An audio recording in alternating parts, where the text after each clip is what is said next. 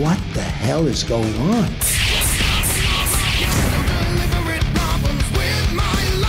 보통 정상회담은 실무진들이 해놓고 그렇습니다. 그냥 정상은 만나서 그래 뭐 악수하고 뭐 이런 경우가 많은데 그러니까 보통은 한 2% 정도 남는데 여기는 한 20%가 어느 정도 비중을 차지할지가 제일 관건이 되겠네요. 그러니까 이 두 정상이 어떤 결정을 내릴지 영변 플러스 알파도 있고 경제 제재 완화할지 아니면 전면 경제 제재 해제일지 뭐 여러 가지가 있겠네요.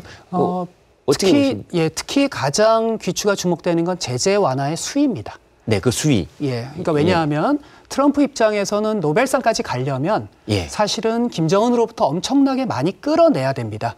그렇죠. ICBM의 일부 반출에 대한 어떤 약속까지도 끌어내야 되거든요. ICBM 대륙간 탄도탄. 예. 네. 그런데 사실은 그거는 굉장한 이제 북한 측에 많은 걸 양보해줘야 가능한 거죠. 그 ICBM은 북한으로서는 과거 핵이고 이거는 사실은 양보할 수 없는 마지노선에 가까운 거니까요. 그러니까 미국과 협상을 할 수 있는 거의 유일한 카드. 왜냐하면 대륙을 넘어 날아가서 그렇습니다. 어쨌든 나 당신 나라 칠 수 있어라고 그렇습니다. 이야기할 수 있는 거니까.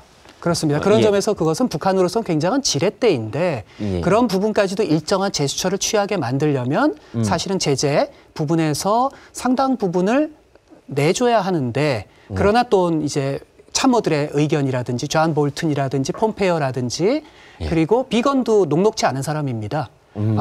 그러기도 하고 또 의회에서도 그 제재를 일부 풀어주는 것에 대해서 굉장히 지금 하원, 상원, 민주당, 공화당 다 지켜보고 있거든요. 하원은 또 민주당이 장악하고 그렇습니다. 있고 그리고 공화당 내에서도 향후 대선에 나서려고 하는 사람들은 트럼프를 어쨌든 견제할 수밖에 없으니까 어떻게 보면 조금 궁지에 몰려 있다고 봐야 되네요. 이 부분에서는. 사실은 그렇습니다. 미국 내부의 지형에서는 궁지에 몰려 있는데 그러나 그 궁지에 몰린 걸 풀어내려면 사실은 김정은과 영변 플러스 알파에서 일정 정도 합의를 해낼 수만 있다면 그 알파에 대해서 합의만 해낸다면 사실은 어느 정도 성공적인 회담으로 볼 수 있는 거죠. 예, 북한이 만약에 영변 플러스 알파를 내놓는다면 트럼프 대통령이 요구하는 알파는 어디까지고 북한이 내놓을 수 있는 알파는 어디까지 정도일까요?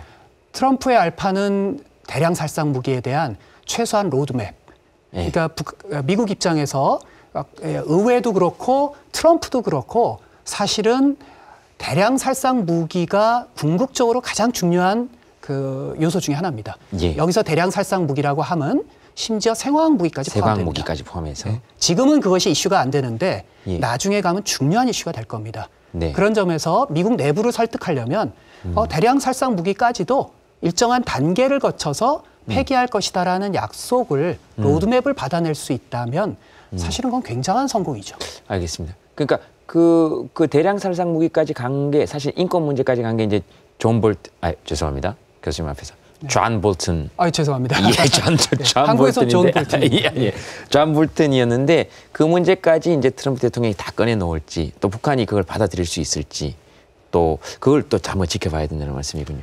네, 인권 문제는 이번에 나오지 않을 겁니다. 인권 문제는 왜 그렇게 보십니까? 트럼프의 스타일이 기존의 다른 대통령들과 달리 실익을 추구하는 사람이라서 장사꾼, 실익을 추구하기 때문에 인권의 문제를 섣불리 아젠다에 올렸다가 이 밥그릇 자체가 다 깨질 수 있다는 건 너무나 잘 알고 있습니다. 그러나 트럼프 입장에선 다음번 정상회담, 워싱턴에서 열릴 수도 있는 혹은 평양에서도 열릴 수 있는 3차 정상회담에서는 일정 정도 그 부분을 약간은 건드릴 수 있을 테고요. 그다음부터는 본격적으로 그 문제는 사실은 북한과 미국 간에 밀고 당기는 이슈가 되게 될 겁니다. 모든 나라가 다 그렇습니다. 미국과 국교 정상화를 했던 모든 나라는 쿠바도 그랬고 베트남도 그랬고 또 이란도 그렇고 모든 나라는 그 이슈에 부딪힐 수밖에 없습니다. 하지만 이번에는 거기까지 가지는 않고요. 영변 플러스 알파에 대한 합의, 로드맵 이 정도만 하더라도 사실은 우리 한반도 입장에서도 그렇고 그리고 미국 입장에서도 그렇고 또 김정은 입장에서도 그것은 상당한 성공입니다. 네, 그렇군요.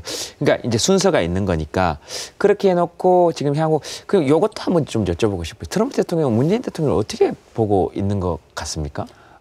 둘이 처음에는 아마 트럼프 대통령께서 한국의 대통령에 대해서 좀 고정관념이 좀 있었을 겁니다. 예. 아무래도 우리 한반도의 입장에서는 평화 공존이라는 게 일차적인 이슈 아닙니까? 예. 미국의 입장에서는 좀 더 압박이 이슈였고. 네. 그러나 그 이후에 대화를 거치면서 문재인 대통령께서 상당히 균형 잡히신 분이거든요.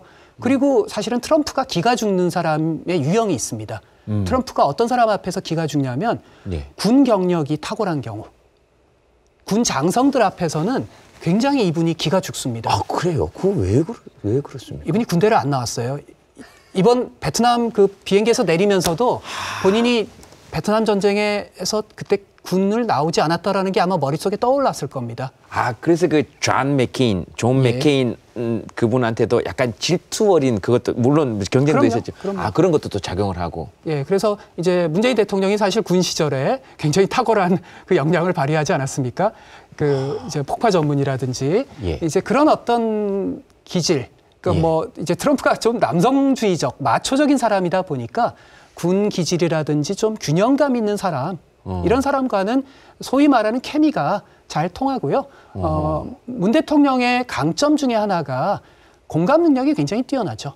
상대 입장에서 역지사지 입장에서 말하는 능력이 굉장히 뛰어나기 때문에요. 예. 그 점이 지금까지 좋은 관계를 이끌었던 거 아닌가 생각이 드네요. 저 너무 좋게 말씀하신 거 아닙니까? 저희 학자들은 시사구시적인 입장을 취해야 되니까 아하. 이제 운전자적 입장에서 지금까지 결국은 한반도의 평화에 대한 좋은 이제 모색을 하셨으니까. 네. 근데 이제 그 학자라는 건 균형 잡힌 시각이 필요한 거니까 예. 이제 혹시 조금 더 대통령께서 고려하셨으면 하는 건 네. 이제 앞으로 미국과 전 세계와 이제 함께 강하게 뒷받침을 해줘야 되잖아요. 그렇죠. 이번 정상회담뿐이 아니라 그 이후에. 한반도 평화에 대해서. 예. 예. 그러려면 좀 국제 시민사회와 같이 소통하는 노력, 그들의 언어, 그들의 담론, 논리 이런 부분에서 조금 더 많은 좀 고민이 있으면 참 좋겠다. 아하, 네네. 그런 점에서 지금의 문재인 대통령의 연설이 두고두고 마치 체코의 전 그 하벨 대통령 같이 국제적인 어떤 보편적인 연설로서 기록될 그런 좋은 계기가 되면 참 좋을 텐데요. 그런 점에서 조금 더 노력하시면 좋지 않겠느냐. 이 정도 얘기하면 균형 잡힌. 예. 예. 알겠습니다. 뭐 균형을 꼭 제가 조금 네. 노이로제가 있어서 그렇습니다. 예. 예. 알겠습니다. 교수님 말씀 들으면서 참 여러 가지 생각이 듭니다. 그러니까 지금 위에서 그 남북미의 정상회담도 되게 중요하고 위쪽에서의 정치적 선언 같은 것들도 굉장히 중요하지만 이 사람들의 성격도 중요하지만 보편적으로 전 세계 시민사회가 한반도의 평화를 뒷받침할 수 있을 만한 의제들을 계속 꺼내놓고 함께 대화할 수 있는 기반을 마련하면 그게 훨씬 더 좋은 동력이 되지 않겠냐. 그걸로 그렇습니다. 받아들이면 되겠습니까? 예. 그 두 가지가 동시에 가면 알겠습니다. 나중에 저 수업에 도강 좀 들어가도 되겠습니까? 아이고 제 수업은 참 워낙 어설퍼가지고 제가 오히려 강연을 들으러 가겠습니다. 오히려. 이거 정말 큰일 났는데 점점 빠져드는데 선생님한테. 알겠습니다. 고맙습니다. 선생님 네, 감사합니다. 감사합니다. 네, 고맙습니다.